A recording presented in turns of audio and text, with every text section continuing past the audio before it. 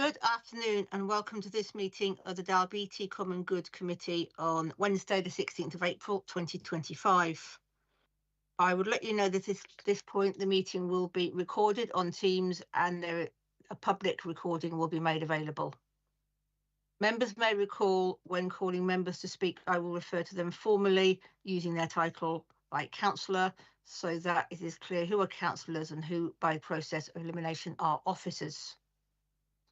Could I remind members to follow the good practice guidance, which includes muting microphones and switching off their video when not addressing the meeting. Should you wish to contribute to any item, you should write speak in the Teams chat function and you will be invited to speak in order about new issues. Should your question or issue have been raised by a previous speaker, please withdraw your request so that we deal with the business as efficiently as possible. The usual standing orders apply, including that any votes will be taken by roll call. If any member has to leave the meeting for any reason, can I remind you to either leave the Teams meeting for that period or could write leave in the Teams chat function and then join. And then we can monitor the presence of members. So item 1 is our sederant apologies, chair's approval of members' remote participation. Could I ask Kimberly for the sederant, please? Thank you, Chair. So we have 3 members present. Online, we have Councillor Kim Lowe, Councillor Ian Blake and Councillor David Stitt, and we've got no apologies today. Thank you. I confirm my agreement to the remote participation. Item 2, declaration of interest or connections. Do members have any declarations of interest or statements of connection they wish to make? And I'm just going to make one just for clarity that I am a member of the Dalbeattie Royal British Legion, but I have no financial issue. I'm not involved with the finances at all. And I'm also on the first contact group as a council representative, which they're involved in, but again, no financial involvement, so I think that should be fine. That is ditto for me as well, Kimberly. Okay. Lovely, thanks. So item 3, proposed grant criteria for Dalbeattie Common Good Fund 25-26, report by head of Thriving Communities. So our first report is to agree the proposed grant criteria for 2025-26. Kimberly Phillips is available to answer any questions members may have on this report. So do we have any questions or comments, please?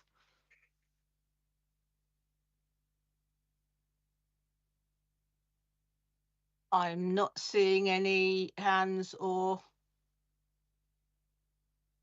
Okay. So that being the case, hang on, what's that one? So the recommendation is that we are asked to consider and agree the proposed grant criteria for the year 25-26 for the applications to Dalbeattie Common Good Fund as detailed in Appendix 1 and the boundary map of the former Borough of Dalbeattie in Appendix 2 for reference in application and guidance. Councillor Stitt. Sorry, didn't see. Sorry, Kimberly, I should have come in there or whatever. Kimberly, see the map on page 13, the boundary. It pity hadn't been in black colour, but I'm just having a quick look at that, dear. If that's what we are dealing with, we'll be excluding a lot of them new housing schemes at the top of Marksall Park, Gala Crescent, etc. Just having a quick look, because it's running along the boundary of, what is it? Dalbeattie Golf Club's mentioned, then you've got Ronald Wood, and right underneath that, where the boundary on top of that, that's the bulk of Gala Crescent and Marksall Park. So I think if that's the boundary we're working on, we'll have to watch what we're doing with folk coming in for applications. May I come in, Chair? just Yes, to answer certainly. that? Yeah. Thanks for that, Councillor Stitt. You are correct that that is the former borough of Dalbeattie boundary, and that is what we need to base our applications on. When we're looking at applications, we need to make sure that we're working within that boundary. I appreciate that the copy that we've got in the appendix isn't that big, and if it'd be helpful for members after this meeting, I could send them a copy of that electronically so they can see it in colour. And the other thing that I could do is send you the current boundary of Dalbeattie so you can see the difference, because it is definitely the boundary is bigger now than it was at that point. But we are bound by that former boundary. Well, that's fine, Kimball. That's fine with me. So does that basically mean that as sort of communities grow, we can't take into account the size of the community on these common goods? Because obviously there's a historic bit, but it's the town as it is now. I think if we wanted to change that, we would need to take some advice on that. Okay, Councillor Blake. Yeah, on that same point, I think actually we should take advice, because boundaries are changing, and it'd be sort of silly to exclude part of our own community. So I think that's something we have to look at. Is that something that we agree as an action to take forward? Aye. To review that to allow for the current, the growth of the town. Agreed. So is that something that Kimberly to take on, please? I'm happy to pick that up, Chair. Okay, thank you for that. So we agree the grant criteria and we agree the map as it is, but with a look to review to include the growth. And then we'll have to come back and just approve that again, I guess. Okay, thank you. Right, item 4, if that's okay now, is Dalbeattie Common Good Fund provisional outrun for 2024-25 and the financial plan for 25-26, report by Head of Thriving Communities. So our next report today provides members with a provisional outrun for 2024-25 and the financial plan for 25-26.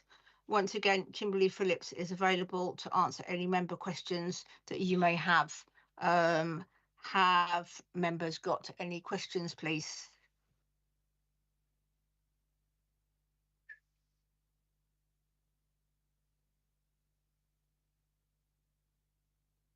So, I mean, basically from what we can see, we had one pot of money that came in from a sale of land, but there haven't been any applications so far. So it is just as it is at 52,500 coming in, and we've got some left over. Are we happy to take the recommendation? So first of all, agree the financial objective of the financial plan being to maintain the financial health of the fund and maximise and manage the level of funds available for distribution by the Common Good Fund as Common Good Committee as detailed in 4.6. Are we happy with that? Agree to receive a further report regarding the options for maximising the level of free income available for distribution by the Common Good Fund Subcommittee. To note the provisional financial outrun for 2024-25 as set out in Appendix 1, and to agree the financial plan for 2025-26 as set out in Appendix 1. Are members happy with all those recommendations? Agreed. Thank you. And then the main action for the meeting today, which is item 5, Dalbeattie Common Good Fund application for financial assistance, report by Head of Thriving Communities. So this asks members to consider an application for financial assistance from the Dalbeattie branch of the Royal British Legion, Scotland. We are seeking funding for the 80th anniversary of VE and VJ Days, and the details of the application are in Appendix 2. Once again, Kimberly Phillips can answer any questions members may have on the report. So have we got any questions, please? I have one, but I'll give you a chance first. Okay, so my question is, we've just got a sum of 2,260. They're requesting 50%. Are we happy to accept it without a sort of a breakdown of what the different costs are? Aye, Are you okay with that? I'm fine. Excellent. So that would only be the only thing. So the application is for 1,260. So noting the grant criteria for funding and subject to the separate report of this subcommittee, do we consider and agree to make this an award to the applicant for the financial assistance as detailed in paragraph 4.9 and appendix 2? Are we happy to note the recommendation? Agreed. Kimberly, sorry, didn't see your hand. If I may just come in, Chair, just to remind members the items that are not eligible as part of the criteria that you've agreed under a separate agenda item is fireworks, and I note that there is a small firework display, so that perhaps might be worth including that in any award letter to say that the funding, whatever you agree to fund, but that funding can't be used for the fireworks display specifically. Okay, yeah, that's I'm happy still to award the amount based on that, because obviously it's only one element of quite a number of activities. If other members are happy with that. I'm fine. I mean, they do say in there, they obviously have read the previous criteria, because they do say in their application where they've listed the item of fireworks, they've put in brackets self-funded. Yeah. So I think they've picked that up, so. Excellent, okay.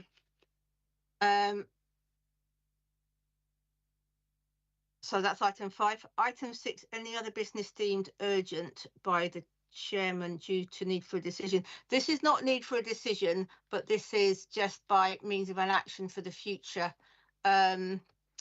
We have had a couple of cases recently where land had previously been declared surplus and then it sat there for quite a while not sold. That happened with the piece of land that did sell and put the £50,000 in the bank. And it's happened with a piece of land in another area in Kirkbean. I'm just wondering, what I've requested is that we can have a full list of all the lands, and has any ever been declared surplus? Is it sitting there? And are we sure of the status? Yeah, Councillor Stitt. It's not to do with that, Kim. I'd like to ask a wee question of Kim. I take it the Ronald Wood is common good land. I'm led to believe in it. Well, how do we stand insurance-wise after that storm with the trees? Because I noticed yesterday when I went up the cemetery, one of the trees has come out the Ronald Wood and upset a headstone just beside the wall.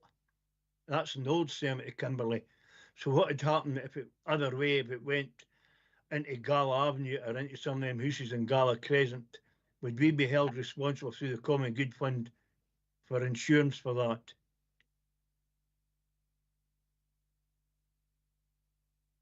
If I may come in, Chair, just on both of those points.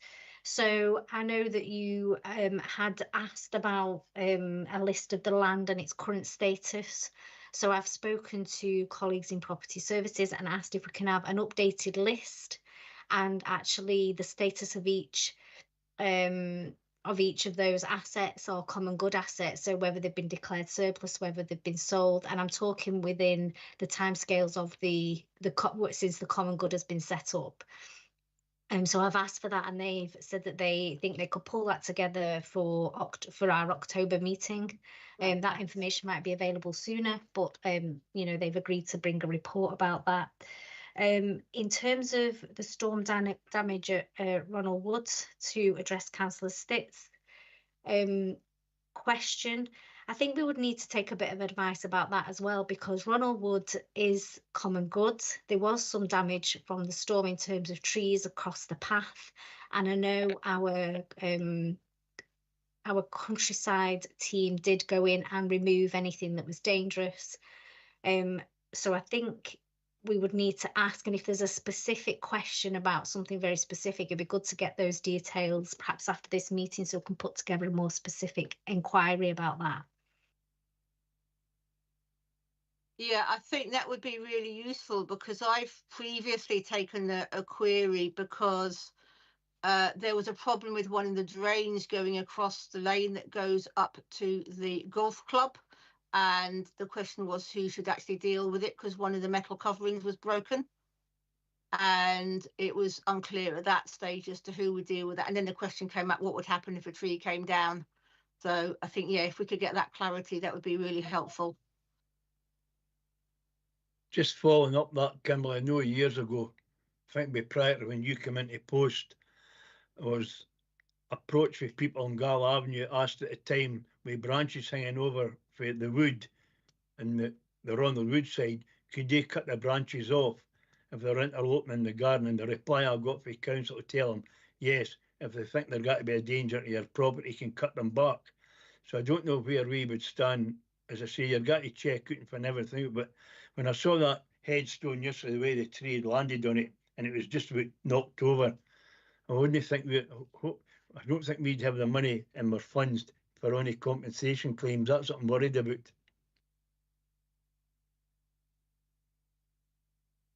If I may come back in, Councillor Stitt, I'm happy to ask about that. I'll speak to the Countryside Ranger Service and see, you know, what they do in those circumstances, and perhaps it might even be a question for legal as well. Fine. Has anybody got anything else to raise? Apart from that, I've got no further urgent business. So I'm happy to conclude the meeting, and thank you for all of your contribution.